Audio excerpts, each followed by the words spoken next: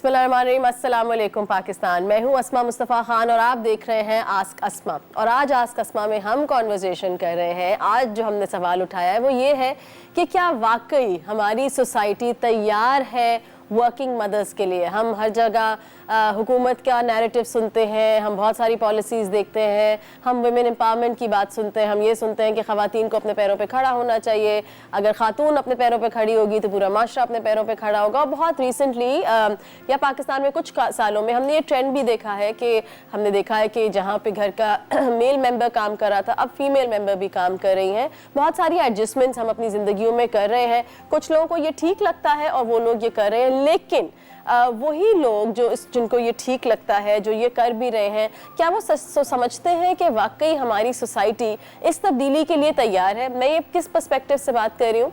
मैं इस पर्सपेक्टिव से बात कर रही हूँ, क्या हमारे स्कूल तैयार हैं, क्या हमारे इदारे तैयार हैं, वो कंपनियां जहाँ हम काम करते हैं क्या वो तैयार हैं अगर मुझे लंच ब्रेक में अपने बच्चे को स्कूल से पिक करने जाना है, क्या मेरा स्कूल तैयार है अगर मुझे लेट हो जाए, मेरे स्कूल के पास ऐसी कोई फैसिलिटी है, क्या हमारी पूरी सोसाइटी तैयार है इन तमाम तब्दीलियों के लिए, क्या कर रहे हैं इदारे अकोमोडेट करने के लिए। क्योंकि इदारों के अंदर ये गुफ्तगू बहुत ज़्यादा हो रही है, डाइवर्सिटी के ऊपर काम हो रहा है, ख़वातीन भी उतनी हो जितनी मर्द हजरात हैं, ख़वातीन को लीडरशिप के लेवल्स पे ले जाया जाए। बिल्कुल ये बहुत अच्छी सोच है, लेकिन ये तब होगा जब इदारे अपनी पॉलिसीज़ के अंदर कुछ तब्दीलियां लाएंगे। ये तमाम चीज़ें एक्सप्लोर करनी है आज के प्रोग्राम में। मैं साथ साथ बात करना चाहूँगी कुछ ऐसी कमाल ख़वातीन की जिन्होंने मंजर आम पे आके शायद हमें इस बात का ज़रा और एहसास दिलाया। आपको याद होगा सानिया मिर्ज़ा जब वर्ल्ड इकोनॉमिक फोरम में गई थी तो उन्होंने एक किस्सा सुनाया था। उन्होंने किस्सा सुनाया था उस टाइम का जब वो विंबलडन जीती थी और ट्रॉफी रख के बैठी हुई थी, सामने गुफ्तगू कर रही थी, प्रेस के मेंबरान उनके सामने थे। ये विजुअल आपको इस वक्त स्क्रीन पर भी नज़र आ रहा है सानिया मिर्ज़ा का, जब वो वर्ल्ड इकोनॉमिक फोरम पर गई। यहाँ पर वो क्या किस्सा सुना रही है, ये किस्सा मैं आपको सुनाना चाहती हूँ। वो बता रही हैं उस टाइम का कि जब उन्होंने विंबलडन जीता और ट्रॉफी साथ रख के वो बैठी हुई है, प्रेस से मुखातिब है, और प्रेस में से एक, जहाँ तक मुझे याद है, खातून ही थी जिन्होंने सानिया से सवाल किया कि अच्छा ठीक है, you know whatever you one, आप जो भी जीती हैं, मदरहुड के बारे में आपका क्या ख्याल है, माँ बनने के बारे में क्या ख्याल है। उस वक्त तक सानिया माँ नहीं बनी थी। तो वो ये बताती हैं अपने इस कॉन्वर्जेशन में कि उनको लगा कि एक तो ये आपका इससे कोई मतलब नहीं होना चाहिए, यू नो, मैं इस फोरम पे जिस चीज़ की बात करने के लिए आई हूँ, मैं इस वक्त टेनिस में दुनिया में नंबर 1 हूँ आपके सामने, और आप मुझसे ये सवाल करिए कि मदरहुड के बारे में आपका क्या ख्याल है। कहीं ना कहीं हमें लगता है कि एक औरत मुकम्मल होती है जब तक तभी मुकम्मल होती है जब वो शादी कर ले, जब वो माँ बन जाए, माँ जब पहले बच्चे का बन जाए। सानिया भी यही बात कह रही है इसमें। तो फिर ये सोच आती है कि जब तब मुकम्मल होगी जब दूसरे बच्चे की माँ बन जाएगी। माँ बनना बहुत एक अगर आप मुझसे पूछें, एक बहुत मेरे लिए एक बेहतरीन कैफियत, बेहतरीन फीलिंग है। लेकिन शायद मुझे ये अच्छा नहीं लगेगा कि माशरे में खड़ा हुआ कोई भी मुझसे इस बारे में सवाल करें। ये तमाम तब्दीलियां हमें लानी है अगर हमें वर्किंग मदर्स के बारे में बात करनी है और ख़वातीन को इन जनरल सपोर्ट करना है। आपको नहीं पता कोई अपनी ज़िंदगी के किस फेज से गुजरा है, आपको नहीं पता किसी के घर में अगर एक बच्चा है तो दूसरा बच्चा क्यों नहीं है, उसके साथ क्या मसाइल हैं, उसके साथ क्या फाइनेंशियल मसाइल हैं, क्या बायोलॉजिकल मसाइल हैं।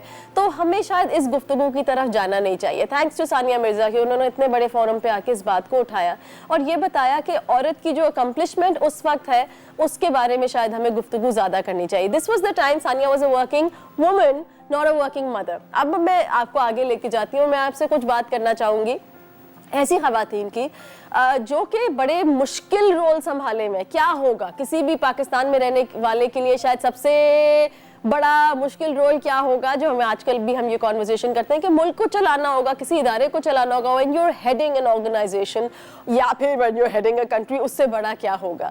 इस वक्त आपको हम स्क्रीन पे भी विजुअल दिखाएंगे जेसिंडा आर्डर्न के।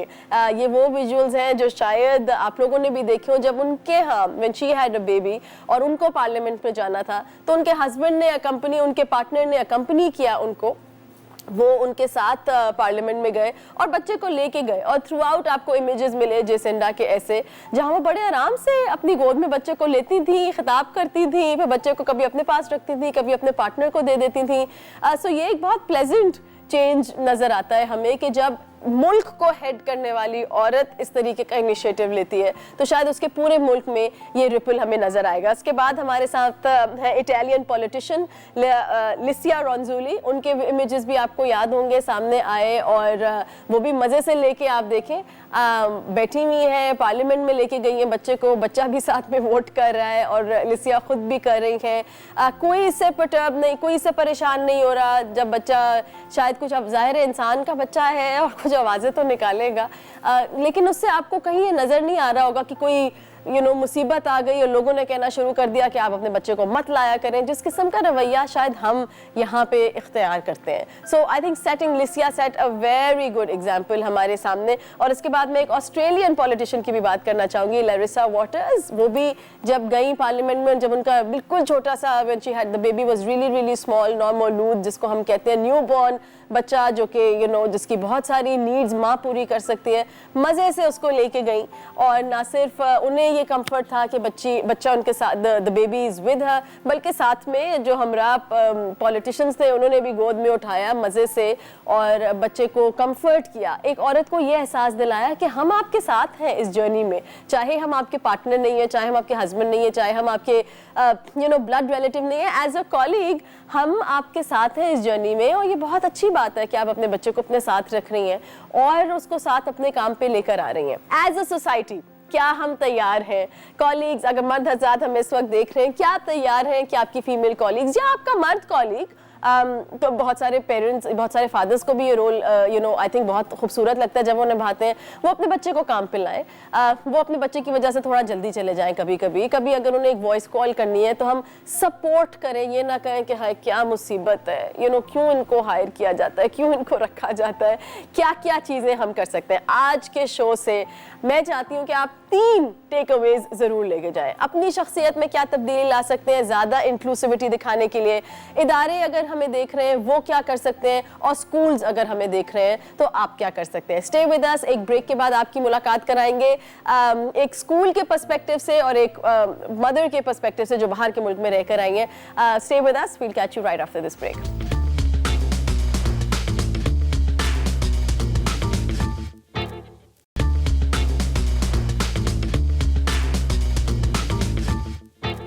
Welcome back after the break. आप देख रहे हैं आस्क अस्मा और आज हम कॉन्वर्जेशन कर रहे हैं वर्किंग मदर्स के ऊपर। क्या सोसाइटी तैयार है वर्किंग मदर्स को एक्सेप्ट करने के लिए? जब हम वर्किंग मदर्स की बात करते हैं तो मुझे लगता है कि स्कूल एक बहुत बड़ा रोल अदा कर रहे होते हैं, क्योंकि स्कूल, अगर आप एक माँ हैं और आप काम पे जाती हैं, आपके बच्चे किसी ना किसी स्कूल में जाते हैं, तो वहाँ पे क्या हो रहा होता है। जब मैं पाकिस्तान मूव हुई तो मुझे बहुत परेशानी हुई कि भाई 1 साल का कैलेंडर पहले से क्यों नहीं मिल रहा, पहले से क्यों नहीं पता कि पेरेंट टीचर मीटिंग कब होगी, मुझे लास्ट मिनट क्यों बताया जा रहा है मेरा काम है, पहले से क्यों नहीं बताया जा रहा है कि छुट्टी कब होगी, मुझे लास्ट मिनट क्यों बताया जा रहा है क्योंकि मेरा काम है। और इस तरह की और बहुत सारी चीज़ें जिसमें मुझे लगा कि काश अगर स्कूल थोड़ा सपोर्टिव होता तो मेरी ज़िंदगी थोड़ी आसान हो जाती। हमें इस वक्त ज्वाइन किया इसलिए मुझे लगा कि एक माँ का पर्सपेक्टिव, खासतौर पे एक ऐसी माँ जो कि पाकिस्तान के बाहर के सिस्टम को देखती हैं, वो क्या समझती हैं, वहाँ क्या क्या होता है, what can we learn from them, और एक स्कूल की रिप्रेजेंटेशन मुझे लगा कि इस सेगमेंट में होनी ज़रूरी है।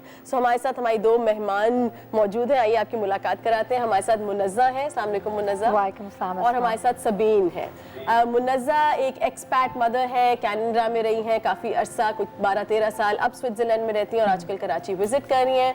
लगता नहीं है माशाल्लाह, बट 4 बच्चे हैं और 4 बेटे हैं और उनको बेहतरीन अंदाज में मैनेज करती हैं। सबीन की डेजिग्नेशन बहुत मज़ेदार है। Sabeen is the family engagement ambassador eight VLC, Veritas learning, जो एक स्कूल है कराची में, वहाँ से सबीन का ताल्लुक है।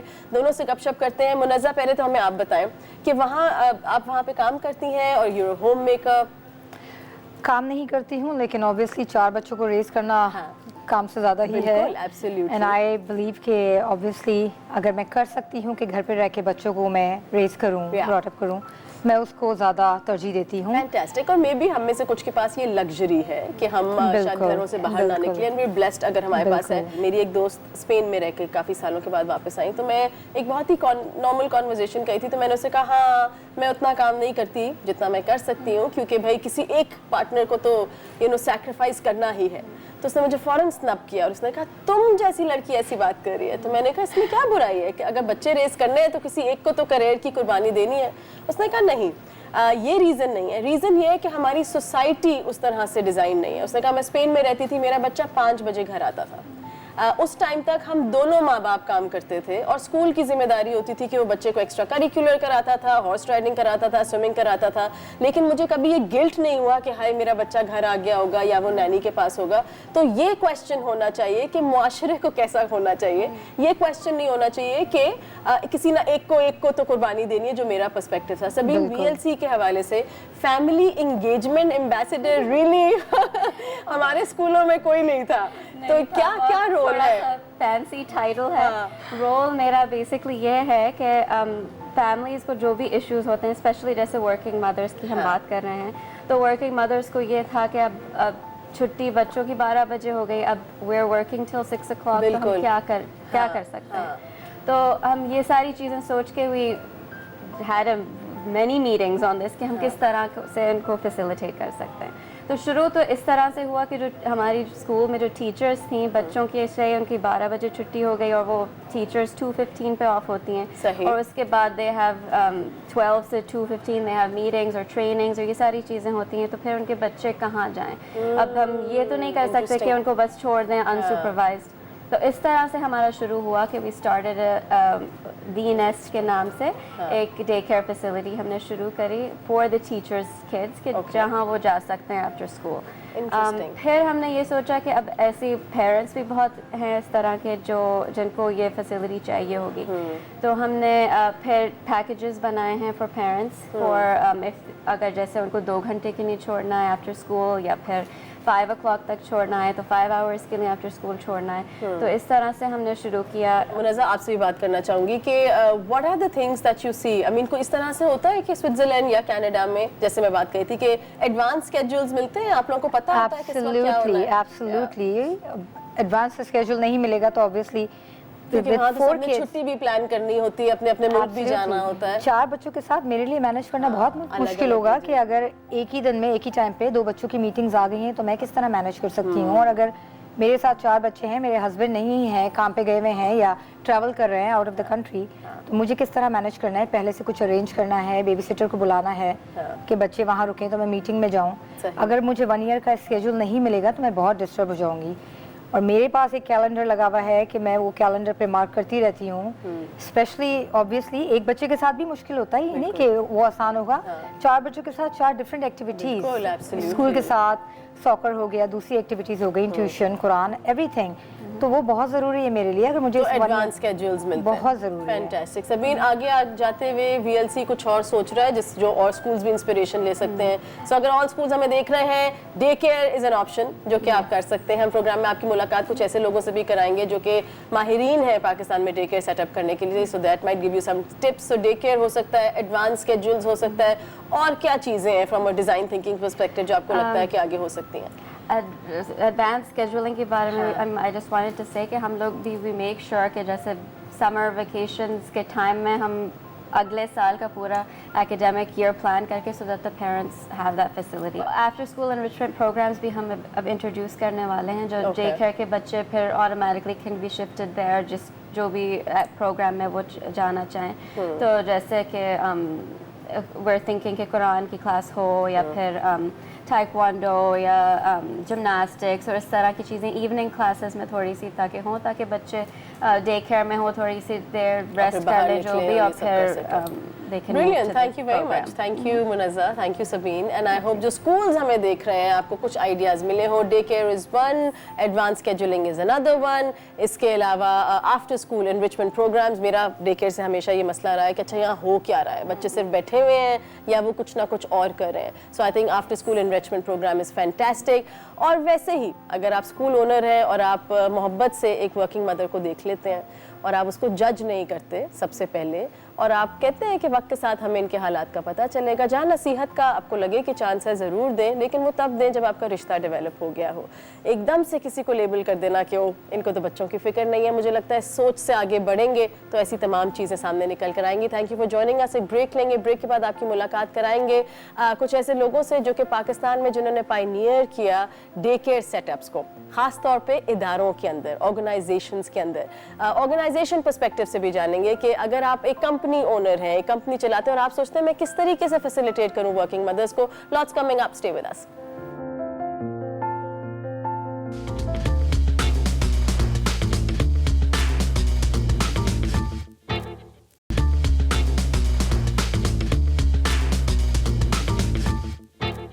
Welcome back after the break. आप देख रहे हैं आस्क अस्मा और हम गुफ्तगू कर रहे हैं क्या हमारा माशरा तैयार है एक काम करने वाली खातून, काम करने वाली माँ के लिए। और इस वक्त हमें ज्वाइन किया है प्रोग्राम में मैमूना एजाज ने कैटको से। अगर आप कैटको के बारे में नहीं जानते तो मैं आपको बताती हूँ। अगर आप किसी ऑर्गेनाइजेशन में काम करते हैं पाकिस्तान में और उस ऑर्गेनाइजेशन के अंदर आपको डे केयर नजर आता है तो बहुत चांसेस है, 90% चांसेस ये है कि वो डे केयर कैटको ने सेटअप किया है। 15 साल पहले ये काम शुरू किया और मैमूना आज हमें ज्वाइन कर रही हैं। आइए उनसे पूछते हैं। अस्सलाम वालेकुम। अस्सलाम वालेकुम Asma. Thank you very much Maimoona. Most welcome. 15 साल पहले ये अवेयरनेस थी कि ऑर्गेनाइजेशंस के अंदर वर्किंग माओं के बारे में सोचा जाए, वर्किंग फादर्स के बारे में सोचा जाए और ये सोचा जाए कि हमारी ऑर्गेनाइजेशन के अंदर एक डे केयर होना चाहिए। सो हमारी जर्नी बहुत इंटरेस्टिंग जर्नी है। हाँ। 2003 में एक्चुअली कुछ लोग यहाँ पर आए फ्रॉम यूएस और उन्होंने सोचा कि कुछ ऐसी चीज़ यहाँ की जाए जो कि यहाँ की औरतों को सपोर्ट कर सके। वो तो हमारी सोच नहीं थी। नहीं, वो हमारी सोच नहीं थी, किसी ने हमें जगाया एक्चुअली। हाँ। और thank God for that lady कि वो आई यहाँ पर, उन्होंने इस कॉन्सेप्ट को, शी वाज अ पायनियर इन पाकिस्तान, जिन्होंने इस कॉन्सेप्ट को यहाँ पर इंट्रोड्यूस करवाया। और हमें बहुत ही डिप्रेसिव किस्म की स्टेटमेंट सुनने को मिलती थी, ये लोग तो पागल हैं। आई मीन पाकिस्तान में डे केयर्स, अरे यार दादी नानी के भी तो है ना, ये सिस्टम्स भी तो है ना, तो ये भी तो बच्चे पाल सकते हैं, हम सभी ऐसे पले हैं। बट वो माइंडसेट, वो it took almost 15 years to change that mindset कि पाकिस्तान में क्वालिटी चाइल्ड केयर सर्विसेज कहते किसको हैं। और उसके लिए सिर्फ वो कहते हैं जब एक इंसान एक सफ़र को स्टार्ट करता है तो फिर उसे 15-20 साल में जो भी लोग मिलते हैं तो एक कारवान बन जाता है। So it was like a caravan. आपने इस कारवान को 10 साल पहले ज्वाइन किया? मैंने 10 साल पहले, which is a decade, is quite a lot. सबसे पहला इदारा कौन सा था जिसने 15 साल पहले जब आप लोगों ने शुरू किया तो उन्होंने कहा कि हमारे इदारे में यू नो डे केयर होना चाहिए? सो it was Unilever. Okay. And उन्होंने हम पे ट्रस्ट किया इस चीज़ को लेके, इस आइडिया को लेके। और 2003 में पहला इदारा यूनिलीवर के साथ कॉपर डे केयर सेंटर बना। वाओ। और अब कितने इदारों में है ये डे केयर? माशाल्लाह अब now it's been up to 25 Pakistan के अंदर ऑर्गेनाइजेशंस हैं जिनके पास है। टॉप ऑफ द हेड कोई नाम याद है? सो यूनिलीवर में आपका है? सो इट्स यूनिलीवर, हाँ। Shell, Esso, Engro, Mobilink, ENI, Artistic Milliners, English Biscuit, and you know the list is going on। मुझे ये आर्टिस्टिक में मैंने अच्छा इसलिए कहा क्योंकि लोकल फर्म यू नो, या कभी आपको लगता है कि अच्छा यूनिलीवर PNG इन इदारों में ऐसी बातें हो रही हैं, लेकिन पाकिस्तानी ऑर्गेनाइजेशंस में भी ऐसा कॉन्सेप्ट शुरू हो गया। बिल्कुल ऐसा हो गया। ट्रांजिशन क्या देखती हैं मैमूना जब से शुरू किया था? अब पहले तो लोगों ने कहा कि हाय हाय हमारे बच्चों को नानी दादी से दूर कर रहे हैं, ये कैसे लोग हैं, ये कैसे बुरे लोग हैं। जो भी आप लोगों ने सुना होगा वो सुना होगा। साथ साथ हम आपको स्क्रीन पे कैटको के डे केयर्स के कुछ विजुअल्स भी दिखा रहे हैं तो आपको पता चल जाएगा कि फैसिलिटीज किस लेवल की है। जितने लोग कहाँ काम कर रहे हैं के डे केयर्स में उनकी ट्रेनिंग होती है कोई प्रॉपर? बिल्कुल होती है। सो बेसिकली जब आइडिया ही हमने प्रेजेंट किया था पाकिस्तान में, so we were the pioneers जिनको 2004 या 2005 में पूरा एक ट्रेनिंग प्रोग्राम लॉन्च करना पड़ा to create a workforce train development for quality child care. तो कितना अरसे का प्लान होता है? अगर मैं आपके डे केयर में काम करना चाहूँ तो मुझे कितना अरसा ट्रेनिंग लेनी होती है? ऑलमोस्ट तकरीबन आपको हमारा जो एक बेसिक कोर्स है that is called CCP course, ठीक है, तकरीबन उसको 6 महीने तो लगते हैं। फैंटास्टिक। तो वो 6 महीने का कोर्स करके मैं क्वालिफाई करती हूँ कि मैं आपके डे केयर में काम कर सकूं। और उसको हम सिर्फ सर्टिफिकेशन पे नहीं रोक देते हैं। So it has to be recertification after every 6 months। 6 महीने के बाद वो एक्सपायर हो जाता है? एक्सपायर हो जाता है क्योंकि ECD अर्ली चाइल्डहुड डेवलपमेंट में लेटेस्ट बेसिस पे जो है मटेरियल जो है अपडेट होता है and we need to be updated ourselves as well. माँ को इजाजत है कि या बाप को इजाजत है कि वो बीच-बीच में आके देख सकते हैं? बिल्कुल इजाजत है। फैंटास्टिक। इवन उनको जरूरत नहीं आने की। लेकिन एक Because- शुरू में आपका डिस्कम्फर्ट होता है ना, वो बाद इस में वजह तो से मैं कह develop रही हो हूँ जाता क्योंकि होगा। उनको आने होती है, everything is on their laptops Oh. And mobiles,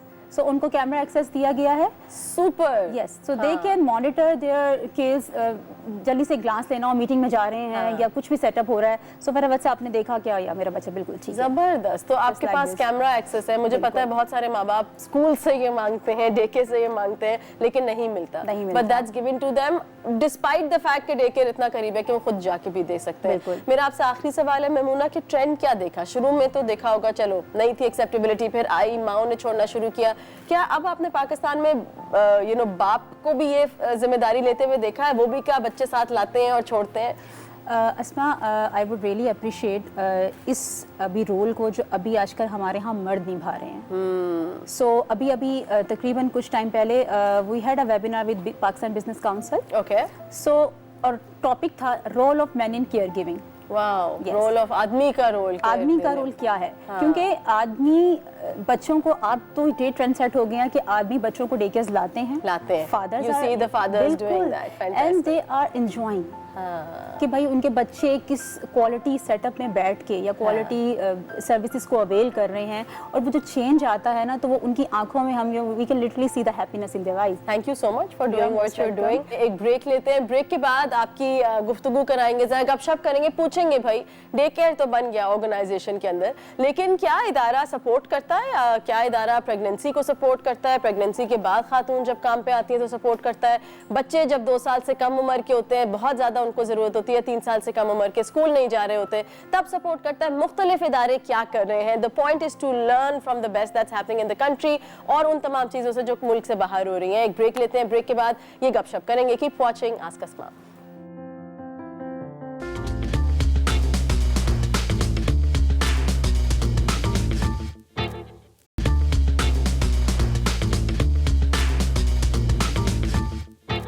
ji welcome back after the break. आप देख रहे हैं आस्क अस्मा, और अब बारी है कि हम जानें कि पाकिस्तान में काम करने वाली मुख्तलिफ ऑर्गेनाइजेशंस, मुख्तलिफ इदारे, मुख्तलिफ कंपनियां क्या कर रही हैं वर्किंग वुमेन को सपोर्ट करने के लिए, वर्किंग मदर्स को स्पेसिफिकली सपोर्ट करने के लिए।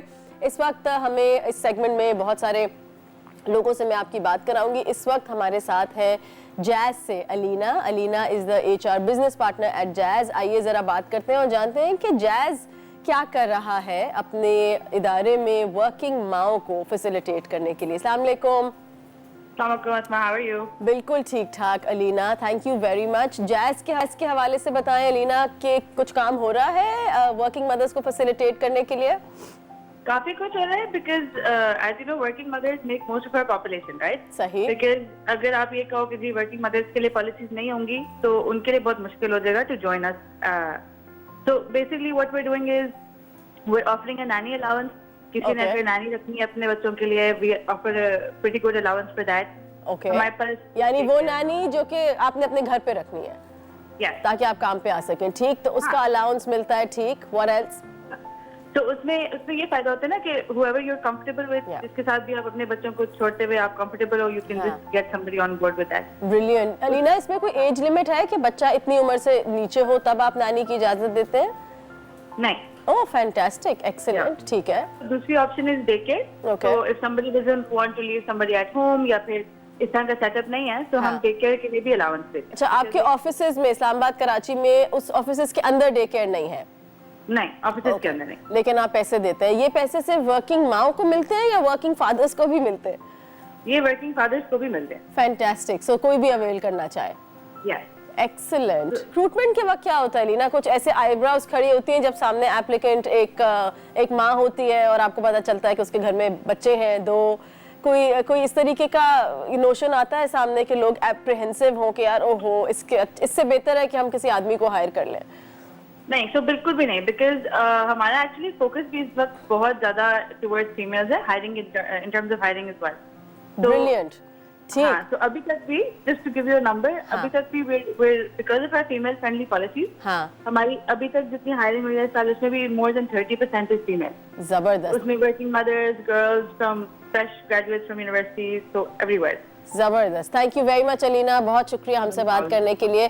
अलीना ने हमें बताया कि जैज पे क्या क्या चीज़ें हैं। आई थिंक बाकी मैंने सुनी है, डे केयर फैसिलिटी के बारे में सुना है, अच्छा नहीं है तो आपने उनको पैसे दे दिए, लेकिन घर पे नैनी अगर आप रखना चाह रहे हैं, आई थिंक ये बहुत कमाल चीज़ है। और जो लोग सुन रहे हैं, मे बी हम अपने इदारों को सजेस्ट कर सकते हैं या इदारों के हेड्स ये काम कर सकते हैं। इस वक्त एक और कॉलर है हमारे साथ।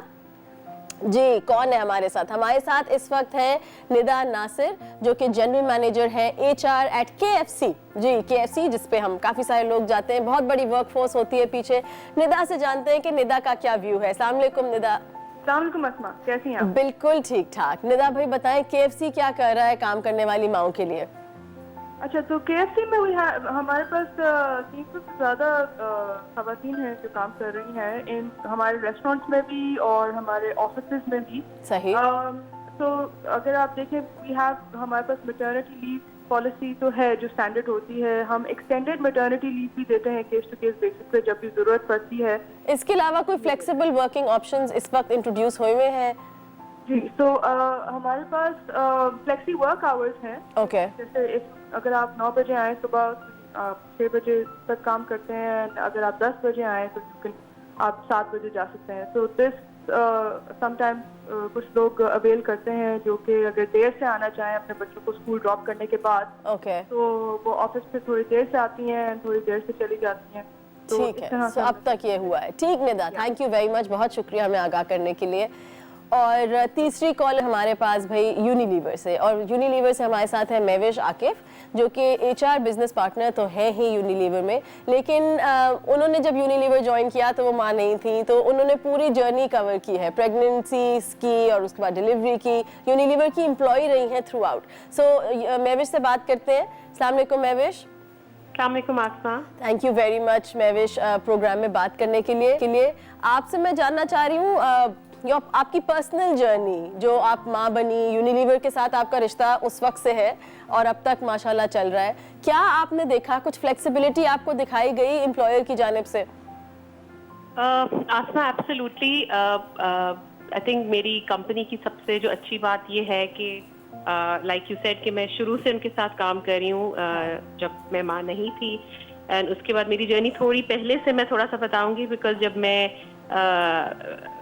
प्रेग्नेंट थी तो मेरी बहुत ही मुश्किल प्रेगनेंसी थी और उसमें मुझे 4 मंथ्स बेड रेस्ट पे रखा गया था। ठीक है। और उस टाइम पे मेरी कंपनी, माय लाइन मैनेजर, सबने बहुत फ्लेक्सिबिलिटी शो की और मुझे दे facilitated me in this way कि मैं घर से काम कर सकूं, बिकॉज 4 महीने बेड रेस्ट करना बहुत मुश्किल काम था।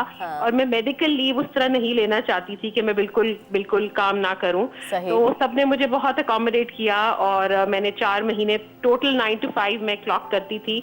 मैंने काम किया 4 मंथ्स और जब मैं वापस आई तो तब भी मुझे, सिंस मेरी प्रेगनेंसी बहुत कॉम्प्लिकेटेड थी, मुझे 2 दिन ऑफिस जाने की इजाजत थी। तो तब उन्होंने मुझे जॉब शेयरिंग की ऑप्शन दी कि आप आप 2 दिन काम करें, बाकी 3 दिन वो काम किसी और से करवाएंगे।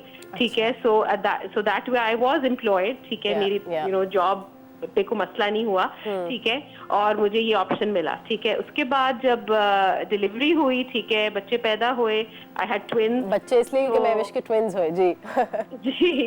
तो I had 6 month maternity leave, जो कि बहुत ही बड़ी फैसिलिटी थी। 6 मंथ की मैटरनिटी लीव, और उसमें क्योंकि 6 महीने का बच्चा काफी हद तक संभल चुका होता है।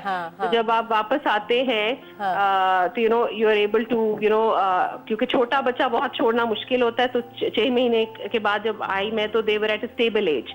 और फिर कंपनी में जो आई थिंक जो सबसे बड़ी फैसिलिटी है कि in house day care centre है विद इन द प्रेमिसेस। ठीक है। सो मैं, वो बच्चे बेसिकली मेरे साथ ही पूरा दिन होते थे, उनको फीड कराना, उनके साथ टाइम स्पेंड करना। अगर अटेंडेंट से नहीं संभल रहे किसी वजह से तो ऑब्वियसली वो फिर मुझे बुला लेते थे, and I would just be like a minute away. So I think ये बहुत बड़ी फैसिलिटी है। This is all fantastic. बस मैं आपसे एक सवाल करना चाह रही हूँ कि अमूमन पॉलिसी मैटरनिटी की 3 महीने की होती है, क्या ये यूनिलीवर की स्टैंडर्ड है 6 महीने की पॉलिसी, या आपके केस में क्योंकि प्रेगनेंसी मुश्किल थी और ट्विन्स थे? नहीं, no, this is a standard policy. That's fantastic. Thank you so much. बहुत शुक्रिया Mahwish. Thank you so much, Asma. Thank you. I hope आप लोगों को सारे आइडियाज मिले हो। 6 मंथ की मैटरनिटी लीव, जॉब शेयरिंग का ऑप्शन, फ्लेक्सिबल वर्किंग का ऑप्शन, फ्लेक्सिबल आवर्स का ऑप्शन और इदारे में डे केयर हो तो क्या ही बात है। पर इन सब चीज़ों को करने के लिए ज़रूरत है उस सपोर्टिव इंसान की जो कि इदारे में बैठा हुआ है, जो इस नज़र से देख सके कि वर्किंग माँ होना एक ज़रा ज़्यादा अच्छी बात है। और मुझे ये लगता है कि जो वर्किंग मदर्स होती हैं इस तरह की ऑर्गेनाइजेशन में जो कि बड़ा रिजल्ट ओरिएंटेड है, वो बड़ी कोशिश करती हैं कि वो जितने घंटे वहाँ पे हैं वो अपना बेस्ट दे सकें। I could be biased in this. एक ब्रेक लेते हैं, ब्रेक के बाद आपको फिर से ज्वाइन करेंगे।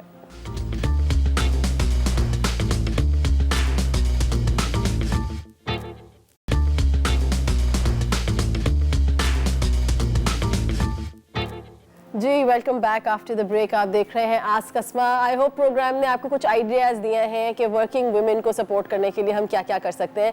लेकिन मैं इस वक्त बात करना चाहती हूँ उस खातून की जो कि खुद एक वर्किंग वुमन है, एक वर्किंग मदर है, क्योंकि मैं जब ये प्रोग्राम डिज़ाइन कर रही थी उससे एक दिन पहले मुझे काम पे बहुत लंबा रुकना पड़ा, पूरा दिन सुबह से शाम तक, जो कि मैं जनरली नहीं करती। मेरे काम में बहुत फ्लेक्सिबिलिटी है और मैं बहुत सारा काम घर से करती हूँ। उस दिन मेरे हस्बैंड को बेटी को स्कूल छोड़ना पड़ा, स्कूल से लेना पड़ा, स्पोर्ट्स क्लास पे ले जाना पड़ा, वहाँ से लेना पड़ा। उसके बाद घर भी मैं काफ़ी देर से आई तो उसको नहलाना, सुलाना, खिलाना सब मुनीब की जिम्मेदारी थी। मैंने उस दिन कोई पता नहीं कितने मैसेजेस किए होंगे फ़ोन पे अपने मियाँ को शुक्रिया के, फिर घर जाके 2-3 बार फिर कहा कि यार थैंक यू, तुमने मेरी इतनी मदद की आज। रात को जब मैं सोने लेटी तो मैं सोच रही थी कि, और उसने मुझे कहा कि क्या हो गया, बार बार क्यों तुम मुझे शुक्रिया क्यों कह रही हो। रात को सोते हुए मैंने ये सोचा कि क्या वाकई एक तो अच्छी बात है, एक मैनरिज्म में, प्यार मोहब्बत में आप एक दूसरे का शुक्रिया अदा करते हैं, लेकिन मेरा शुक्रिया इतना ज़्यादा इसलिए था क्योंकि उसमें गिल्ट था क्योंकि मैं ये बहुत ही कम किया है।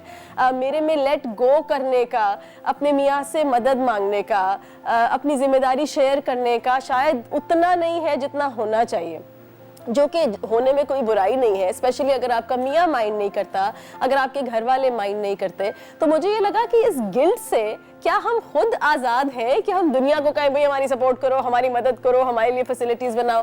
एज ए वर्किंग मदर शायद हमें पहले आज़ाद होने की ज़रूरत है, हमें लेट गो करने की ज़रूरत है। जहाँ जहाँ हमें लगे हम टूटने वाले हैं उस लिमिट को ना ही पहुँचे तो बेहतर है। लेकिन अगर जो लोग हमारे, मैं ये नहीं कह रही आप घर में हर कोई सपोर्ट करता है, लेकिन जो 2-4 सपोर्ट करते हैं उनसे मदद मांग लेने में शायद कोई हर्ज नहीं है। मैंने आपसे यही सवाल पूछा अपने फेसबुक पेज पे अपनी पूरी कहानी के साथ, अस्मा मुस्तफ़ा पे, तो बहुत अच्छे कमेंट्स आए, बहुत सारे आए। उसमें से कुछ हम आपको स्क्रीन पे दिखाते हैं और मैं पढ़ना भी चाहूँगी। मुजफ्फर खान ने कहा Nothing wrong in saying thank you, but now we seem to be living in a world where it's getting too much. उन्होंने कहा शुक्रिया कहने में कोई बुराई नहीं है, लेकिन ये शुक्रिया दूसरे की एक्सपेक्टेशन नहीं बननी चाहिए। कुछ काम हमारी जिम्मेदारियां हैं, जैसे अगर हम दोनों के बच्चे हैं और अगर हम दोनों घर में फाइनेंशियली कंट्रीब्यूट कर रहे हैं, दोनों ने ये डिसाइड किया है कि दोनों काम करेंगे, तो शायद कुछ जिम्मेदारियां हमें बस निभानी चाहिए और वो जिम्मेदारी निभाने का मज़ा जो है वो हर शुक्रिया को बीट कर दे। सो एक इंटरेस्टिंग पर्सपेक्टिव है। हुमैरा शाह नवाज कहती हैं कि बिल्कुल मैं खुद इस आदत से गुजरी हूँ, मुझे लगता था मैं इतना ज़्यादा शुक्रिया अदा करती हूँ, मैं लोगों को वो जिम्मेदारी खुद नहीं देती जो वो लेने को तैयार है। अगर हम चाहते हैं कि हम वर्किंग मदर्स बने और लोग हमारी मदद करें तो शायद हमें वो मदद कभी कभी मांगनी भी चाहिए। सादिया मलिक कहती हैं हम ख़वातीन को, ख़ास तौर पे वो माएँ जो कि काम करती हैं, उनको अपने हस्बैंड से बहुत ज़्यादा सपोर्ट चाहिए होती है और ज़रूरी है कि वो सपोर्ट हम अपने मियाँओं से लिया करें। मदीहा उमर का कहना है कि मैं घर से बाहर तो काम नहीं करती, लेकिन मैं घर के अंदर बहुत सारा काम करती हूँ, मेरे छोटे बच्चे हैं। I believe to make this a habit at a point will make no, हाँ वो कहती हैं शुक्रिया हम कहें लेकिन ये ना हो कि हम सबको इसकी आदत पड़ जाए। किसी और ने, सुमेरा कहती हैं कि दैट्स राइट, हमें शायद खुद ही हम तैयार नहीं है, जब हम खुद तैयार हो जाएंगे इन चीज़ों के लिए तो चीज़ें बेहतर होनी चल जाएंगी। अजहर खान का कहना है कि बहुत इंपॉर्टेंट पॉइंट, और ये मैं आखिरी मैसेज इन्वॉल्व करूँगी शो में। अजहर खान कहते हैं वर्क लाइफ बैलेंस या गिल्ट, ये जेंडर फ्री होना चाहिए। ख़वातीन से ही क्यों पूछा जाता है हर बार कि आप घर और जिंदगी काम को कैसे मैनेज करेंगी अगर दोनों हस्बैंड और वाइफ काम करें? हस्बैंड से क्यों कोई ये सवाल नहीं पूछता? हस्बैंड से क्यों सवाल नहीं होता, जैसे सानिया मिर्जा ने प्रोग्राम के आगाज़ में आपको बताया, क्या वो आदमी जो कि विंबलडन जीता हो और उसकी नई नई शादी हो, क्या उससे पूछा जाएगा कि आपका बाप बनने के बारे में क्या ख्याल है? नहीं पूछा जाएगा ना, बहुत कम चांसेस है, मैंने तो कभी नहीं सुना। तो फिर ख़वातीन से ये सवाल क्यों होता है? अगर दोनों लोग काम कर रहे हैं तो मर्द से ये सवाल क्यों नहीं होता कि भाई आपका वर्क लाइफ बैलेंस के बारे में क्या ख्याल है, आप अपनी ज़िंदगी कैसे मैनेज करते हैं? हाँ, मर्द से क्यों नहीं पूछा जाता यार आपको गिल्ट होता है जो सवाल मुझसे बहुत दफ़ा किया जाता है कि आपको गिल्ट होता है जब कभी आपको ट्रैवल करना पड़ता है, बच्ची को छोड़ना पड़ता है। मेरी मियाँ से कभी कोई ये सवाल नहीं पूछता कि जब तुम अपने घर वालों को छोड़ के जाते हो तो क्या तुम्हें गिल्ट होता है। शायद इन चीज़ों में अगर हम चाहते हैं कि तवाज़ुन हो, इक्वालिटी हो हमारे ट्रीटमेंट में, एक वर्किंग मदर के ट्रीटमेंट में, एक वर्किंग फादर के ट्रीटमेंट में, तो ये छोटी छोटी गुफ्तगू हमें बदलनी पड़ेगी। आई होप प्रोग्राम ने आपको कुछ आइडियाज़ दिए हो। आप बहुत सारी बातों से डिसएग्री कर सकते हैं, लेकिन ये डिसएग्रीमेंट मुझ तक पहुंचाइएगा ज़रूर। डिसएग्रीमेंट मुझ तक पहुंचाने का तरीका है सोशल मीडिया, इंस्टाग्राम, फेसबुक पे खान अस्मा मुस्तफ़ा और आस्क अस्मा के पेजेस। आपके व्यूज़ के मुंतज़िर हैं, ज़रूर बताइएगा what you think. Have a fantastic weekend. खुदा हाफिज़।